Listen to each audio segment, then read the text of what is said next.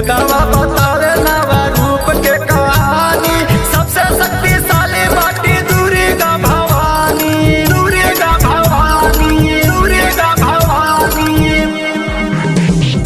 बेदावा बतावे नवा रूप के कहानी, सबसे शक्तिशाली बाटी दुर्गा भवानी।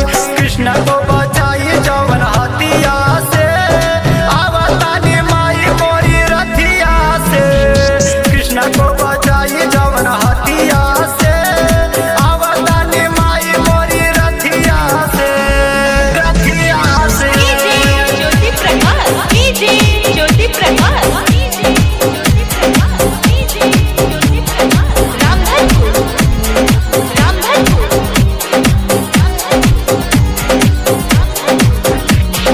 मैया के नावे खाई जे भी अलोना, खिल के शरीर मगर होई जाई सोना, होई जाई सोना, होई जाई सोना। मैया के नावे